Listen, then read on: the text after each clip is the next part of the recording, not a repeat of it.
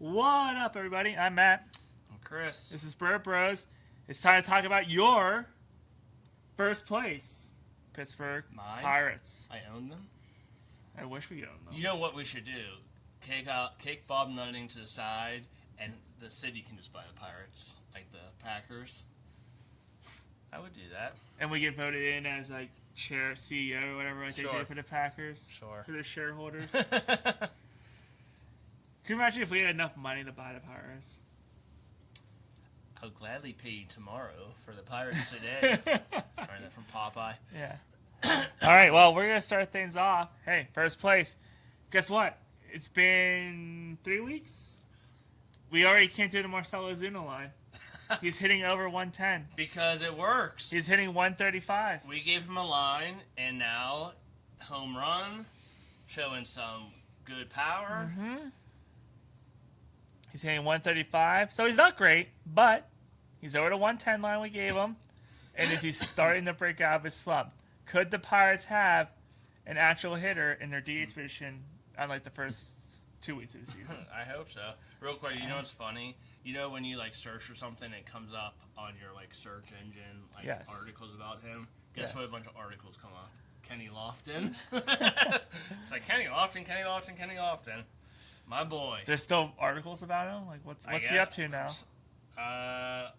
To make special appearance with Mahoning Valley Scrappers from Whatever that is. WKBN.com. Okay. Whatever that is. All right. Well, the first question is, do the Pirates, if you had to find a problem, do they have a third base problem? Out of Nick York, Nick Gonzalez, and Jerry Triolo, when he's healthy, who should get a majority of the playing time? I think the problem is you got Gonzalez, who like has the bat, has the offense ability. Triolo has a defense ability, and he's clearly the best third baseman, like position-wise. And then York's kind of in the middle with both. Yeah. I think he's not proven yet because he spent time in the minors. I don't know. Like, one thing I want to talk about is I don't understand managers, coaches in baseball. There's the stupid, man, my brain's not working today. They go by the numbers. Analytics. The Remember, stupid, we hate analytics. yeah, Say analytics. goodbye to Like, go analytics. heart. Because Yes. if you mess up, you say, I went with my heart, and people are like, well, we understand. And if you Yes. do great, they're like, that's great. Yeah. Analytics, what with the analytics? Well, you shouldn't have.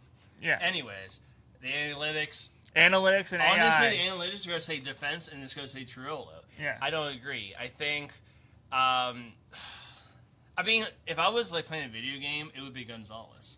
Yeah, Okay. he's playing out of position, but he has the best upside offensively. Yeah. And then probably York, then Triolo. I And can't. they're all right-handed bats, so you can't really platoon. No. But I can't argue with that. I like York. I think York can be a good player, and he can play. He's a utility. First and right he's a field, utility. yeah. So I would keep him around. Yeah. But and then you go with the hot hand. If Gonzalez is struggling, he's doing if we need a Nick Gonzalez line, Yeah. then you put York in. Yeah. I mean, it's that simple to me. You know, when the pitcher, sorry, I'm just gonna go off on a tangent. When the pitcher's playing well, you keep him in. I don't care if he's at 80 pitches. You keep him in. You don't pull. Who even was it? Keller. You don't pull Keller. When a second baseman, left-handed second baseman, has 7 home runs on the season and just hit one, but he struggles in his left-handed pitching, you don't pull him for Nick York. You play him and you say, listen, hit that left-handed pitching or draw a walk. Yeah. So, I hate analytics. Analytics suck. I said it last week. Analytics and AI just need to go away. They just need to go away. They're not worth it. Yeah, whatever happened with your heart. Yeah. Common sense and going with your heart and just like your own brain power. What happened to that? Mm-hmm. Analytics and AI are two of the dumbest things that we've come up with in the world. All right. And we talked about it a little bit last week. And I know we keep repeating it, but I think it's true. And is this starting rotation the best or one of like the top 5 in baseball right now? Top 5, yeah. You have Skeens, Keller, Ashcraft, Chandler, and Majinski. I was going to say top 3, probably. But yeah, definitely top 5. And again, just I understand you don't want to get to 100 pitches anymore, but I think you look at who's up like next in the lineup, Yeah. and if Ashcraft is just striking out 9 people in 6 innings, whatever, you keep him in. You bring in dude I don't even know, Sisk. I don't even know his first name. Evan, is that it? Yeah. Okay. I like him though. But you don't. I'm kind of glad they but sent. You don't. Speaking of that, I'm glad he's up here in the bullpen, and then Barker can go down and be a starter in Indy. Right. I Well, do yeah, like that too. Like, and Barker's never been like just the decisions they make. You have this plethora of starting pitching. Use it. Yeah. And if you wanna say Majinski and Barco made split starts. Well, that's what they did the other day, and they got the win. Mason Montgomery pitched the first inning. That's not splitting it though. That's like a starter opener. But Mason Montgomery's not a starting pitcher. I'm saying no, but Majinski then went 6 innings. So well, you have to say your starting pitcher, right? Yeah. So like in your line. So say they're like, okay, we're bringing out Carmen Majinski. So the other team's like, okay, we're gonna have all left-handed pitching. So you pitch Carmen Majinski, but then you get a Hunter Bark after 4 innings because Majinski's lights out in the first time around. And then they're like, oh crap! So you either have to get rid of all your left-handed pitching and bring in, or batting and bring in right-handed, or I like it. I know baseball's harder than that, but I'm just thinking of like video game wise. Yeah. And I don't think left-handed pitching versus left-handed batting. I don't think that's analytics. I think that's just like common sense. Like Brandon Lau, it's not good against left-handed pitching, but he's your best offensive weapon right now. Yeah. So you keep him in.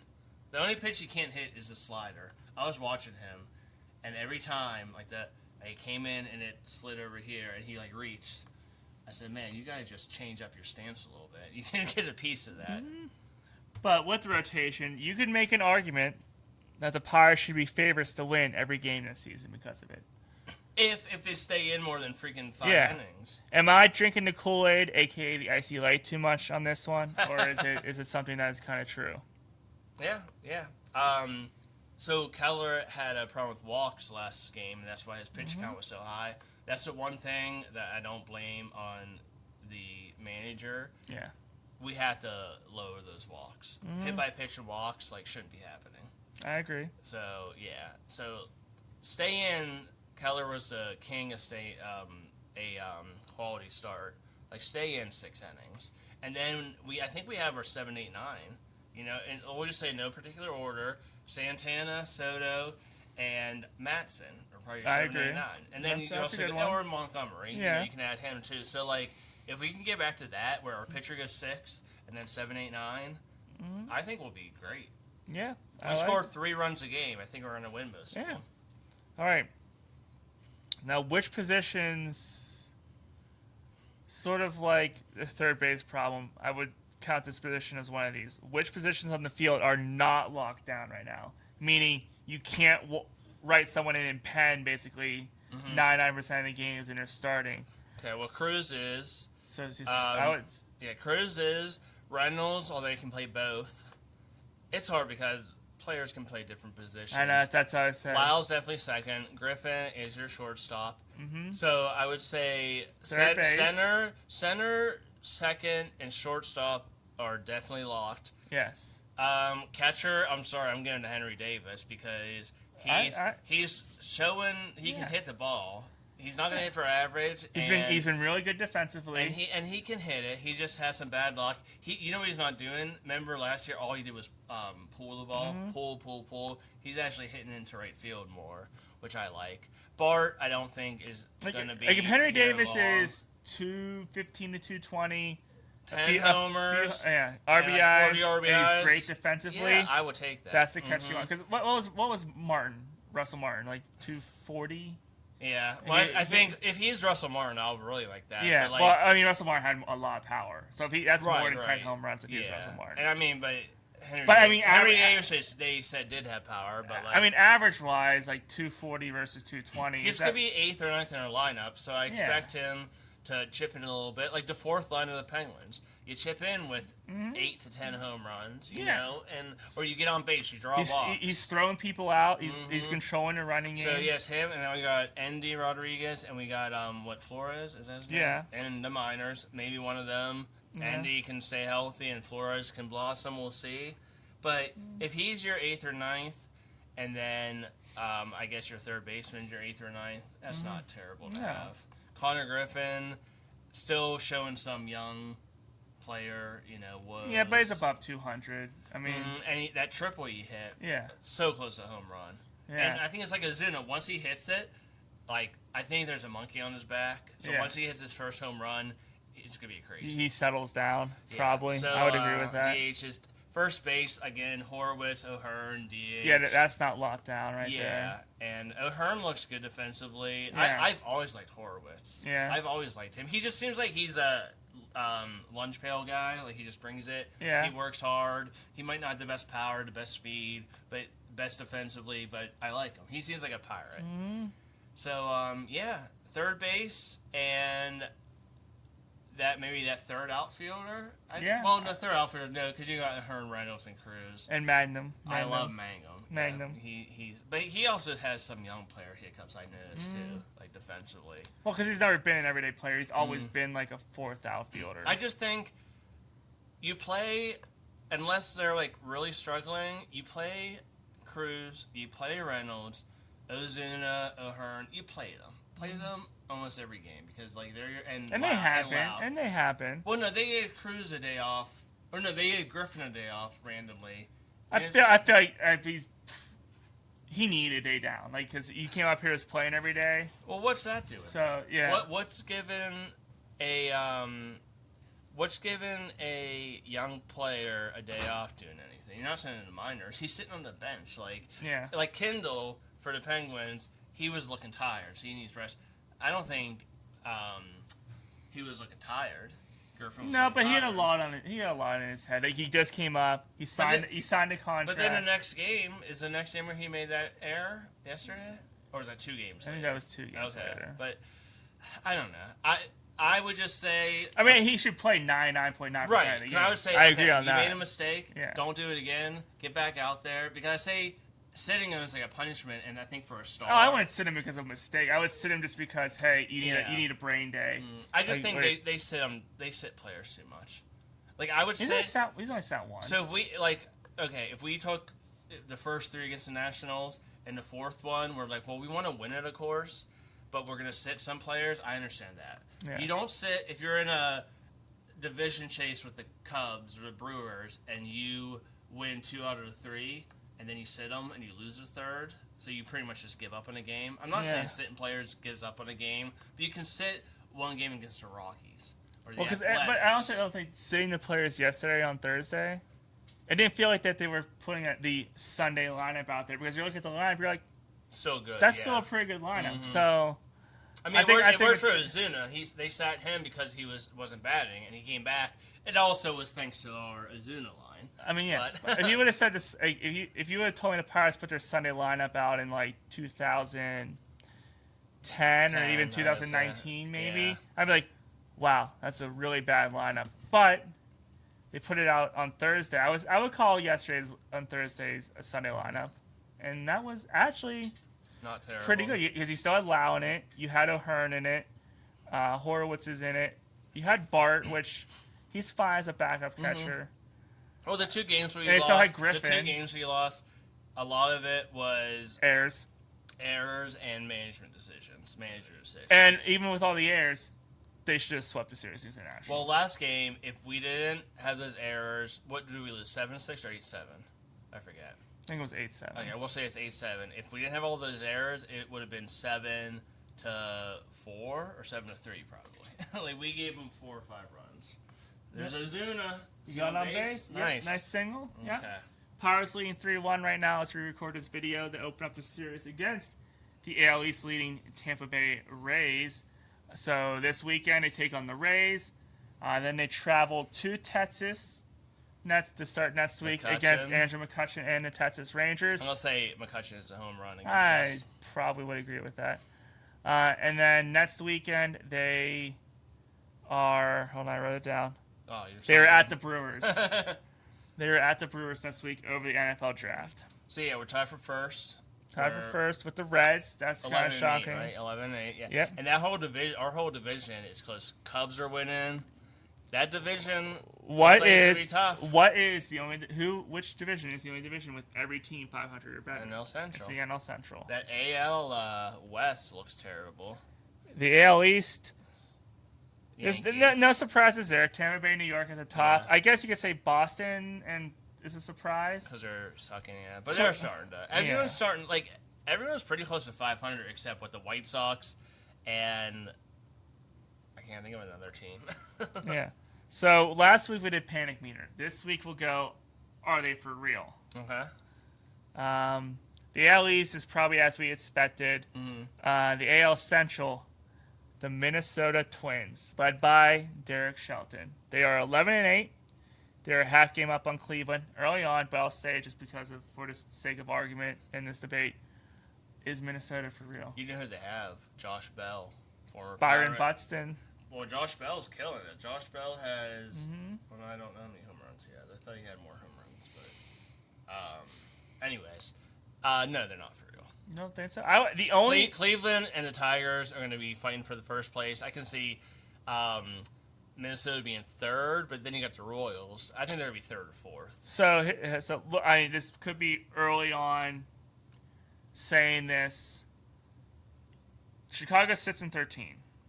I can see them being close to 500 at the end of the year, but more likely they'll have between 65 and 70 wins. Kansas City, they're 7-12, but they don't really look different. They might actually be arguably worse than last year. So I think because of those two teams in the division, I think Minnesota, Cleveland, and Detroit can stay close to each other and never actually separate. So I think Minnesota maybe for real, but not have enough to actually surpass Cleveland and Detroit in the end. All right. But so, early prediction, if KC keeps struggling, Bobby Witt. is Bobby Witt getting traded? Should he be Didn't traded? they just sign him? It's going to take so much to get him. It's like Skeens. Yeah. Oh, my God. Yeah, they got so much. I can see the Dodgers or Yankees doing it. Yeah. I mean, I don't see it because if they, like you said, I think they did just sign him too. Mm-hmm. So I don't see it happening, but it might be time in KC to start it over again because this iteration of the version of the team may not be where they want it to be. In the AL West, I think we said, should Houston and Seattle panic? They're still in the basement. That was last week. Yeah, Athletics. Are the Athletics for real?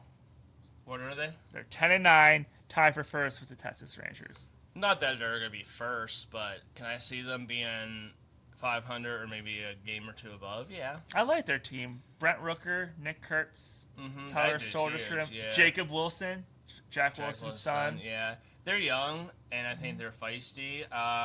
The Astros will buy their way in the first, and then you got... You think? And then They Seattle. have not looked good so far this year. Yeah, Astros and Seattle, so I can see the Athletics being third. And Seattle's offense just doesn't look the same. Who They else in haven't really- division? Texas and The Angels. Angels. Yeah, I've heard the Angels. Looking at this, so we said everyone in the Central is 500 or better. Let's look at the NL East. The Braves are 12-7, and everyone else is below 500. The Mets look bad. Yeah.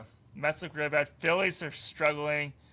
Washington, they played well against the Brewers and the Pirates, but What about them? Are they for real? I don't think so. I think they got good bats. I don't trust Their they pitching, have their pitching's not good. they have a manager and a pitching coach that I think are younger than us. Right. I think Yeah. what the hell are you looking at? There's fireworks. I saw Oh. fireworks. I saw sparklers. I Sorry. think Abrams.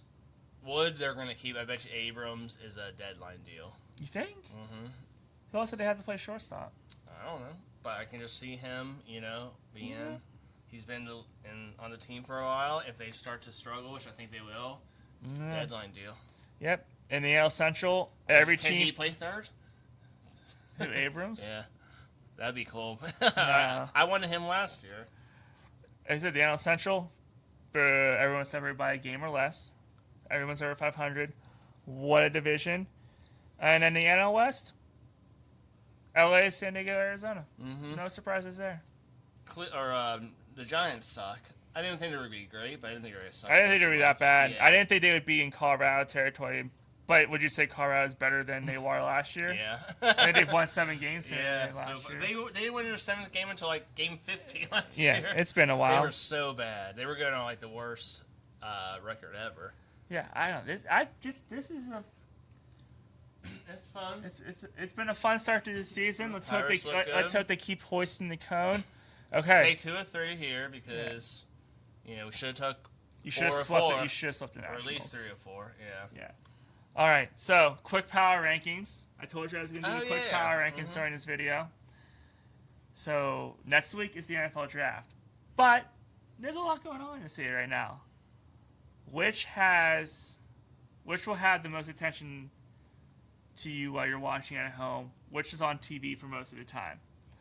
So we have Pirates at Rangers and Pirates at Brewers that weekend. They wrap up the Rangers series, and then they play the Brewers.